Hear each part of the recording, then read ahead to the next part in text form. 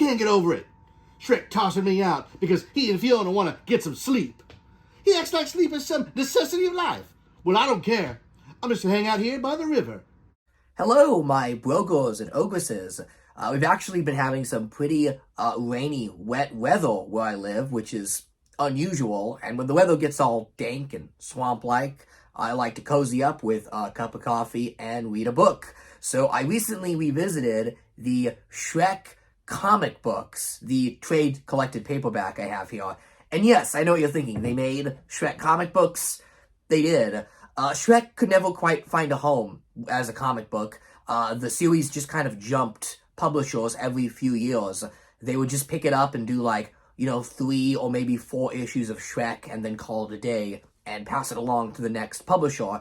And I think that's a shame because in the 2000s we almost got like a renaissance of cartoon comic books with The Simpsons comic book seeing a lot of success, Sonic the Hedgehog going from a simple game tie-in comic book to one of the best-selling comics of the whole decade. But Shrek was relegated to just small miniseries, and today I just want to highlight the first ever Shrek comic book here, the original series from Dark Horse Comics. And if you look at the cover, I mean, you can't even tell that this is a comic book. It looks like it's just some sort of movie tie-in book. But if you look at the render here, it's a little different than your usual fanfare. You've got, of course, Shrek and Donkey, but Fiona as an ogress, so we are post-Shrek 1. And then we have Dragon, who is made of granite here, because this isn't actually Dragon. It's the evil dragon statue from the Shrek 4D attraction. Now, this comic was released in 2003, and it was meant as a tie-in to the Universal Studios Shrek 4D attraction, and it's a 3-issue series, so you have 3 short stories collected in here. And the first of them is a adaptation of the Universal ride. You better be insured. That house cost a lot of dough. Sodium phosphate, artificial colors, and flavoring. Suddenly, I'm not as hungry as I was. The other 2 are completely original. The first thing you'll notice about this comic book, and the whole reason I was drawn to it, is the artwork. The art is fantastic. It is really, really fantastic. It has this kind of bold, thick line work to it that you just haven't seen with the Shrek characters. It's not the kind of cutesy 2D style that they sometimes use, but it's also not the heavy rendered 3D. It's 2D, but it's still got a little bit of an edge to it, and I think it's gorgeous. As soon as I saw the art, I recognized it as being very Star Wars-like, and you may have caught that I mentioned the publisher of this comic was Dark Horse. Dark Horse Comics was the king of Star Wars content in the 2000s. I think now Marvel does Star Wars, but it used to be Dark Horse. One of my jams as a kid was reading those Dark Horse Star Wars trade paperbacks. My library at school actually got them all the time. What I can really remember fondly was Jango Fett Open Season, and the artist of that comic book is actually the same artist as the Shrek comic. It was, let's see here, Ramon Box drew that, and you can totally tell if you read a lot of Star Wars stuff in the 2000s, that's exactly what it looks like. The comic book was written by Mark Evanier. I looked him up. He did a lot of Hanna-Barbera comics in the 90s, but what he's most known for would actually come after the publishing of this comic. He created and directed and wrote The Garfield Show on Cartoon Network. That show was it wasn't a bad show, so I don't mean to say this in a bad way, but it was almost like a plague of a Cartoon Network. And I mean that in that it infected the network, and it's all they aired for hours and hours on end. I don't know, I have these weird memories of days from 2009 to 2011 where the Garfield Show literally would air from noon to 4:30. That's 4.5 hours of the Garfield Show. That's a lot of Garfield episodes. But I do remember the show actually being enjoyable. Clearly, he is a cartoon writer and understands cartoons and how they work. And the 2 original stories that are in here, they hold up well. They feel like they are Shrek stories. Way I see it, Governor, you want the Lady Ogre, this Fiona, to be yours. Only she's in love with her hubby, this Shrek bloke. True, Ferret. That's the name of Farquaad's advisor. The taste displayed in some women is something I'll never understand. Problem, you won't have her unless you kill Shrek.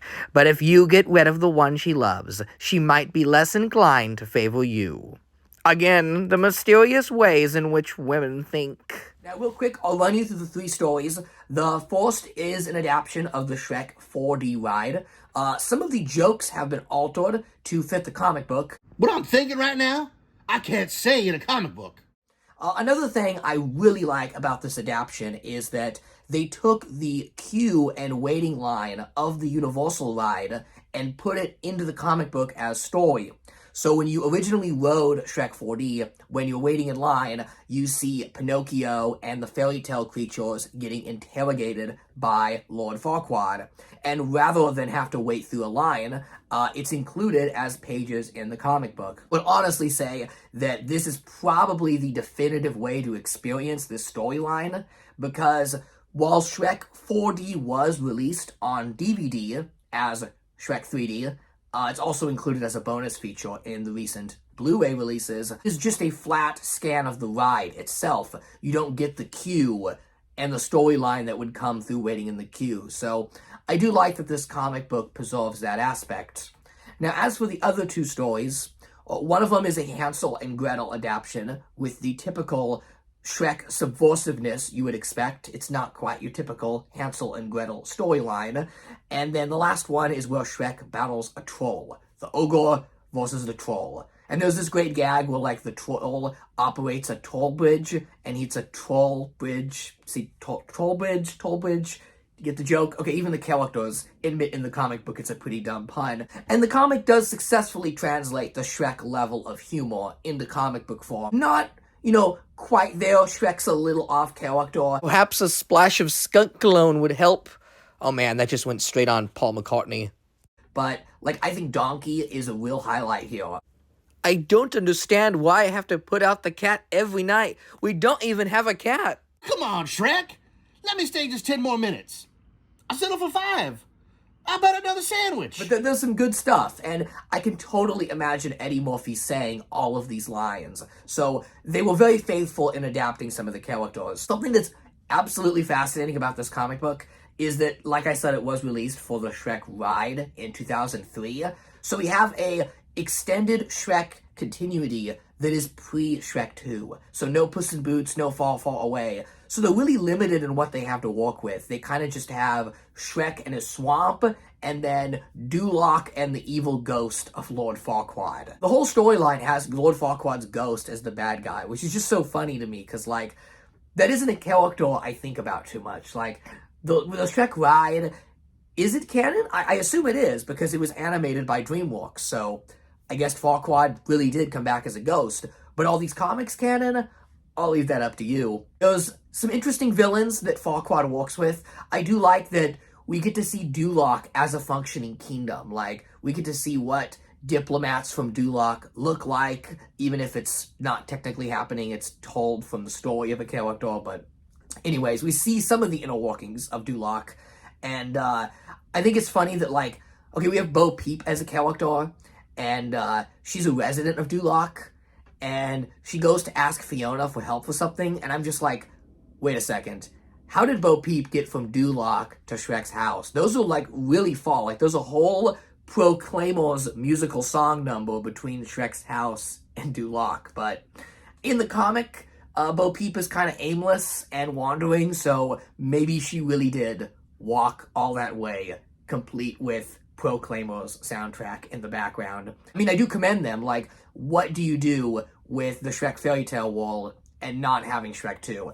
Shrek 2 is one of those sequels that really fleshes out the world in ways it needed to be fleshed out. Once we get Puss in Boots, Far, Far Away, Prince Charming, these are things that stuck with the series for every movie afterwards. So I think it's interesting that we have a Shrek canon that is just post-Shrek 1. But even as it is, it's not flawed at all. Heck, you could say it's canon. It doesn't conflict with anything at all. Unless Farquaad does come back in Shrek 5. If that's the case, then I guess this, and God, I guess the Shrek ride would no longer be canon, and I think that would be a shame. I would like Shrek 4D to stay canon.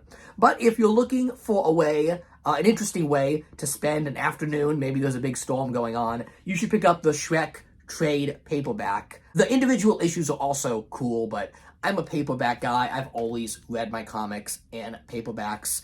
One more gripe is that the cover of the paperback and the individual issues, they use these 3D renders that are like amalgamations of art from the marketing department of the first movie. Like let's flip it open here, like there's Shrek, and then towards the back, this was the cover of the Hansel and Gretel issue when it came out, and then I believe this was the cover of the Troll issue.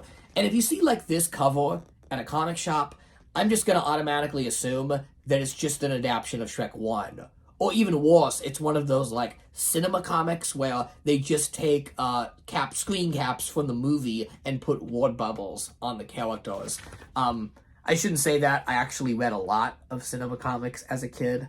I quite liked them. But this comic book is cooler than you'd think it is. Because it looks, the way it's packaged, it looks just like your basic tie-in movie comic. But it's a bit more than that. It's a bit more interesting. So let me know in the comments, have you read the Shrek comic? And would you like to see Shrek make a return to comic books? I mean, imagine if somebody like, say, IDW got Shrek.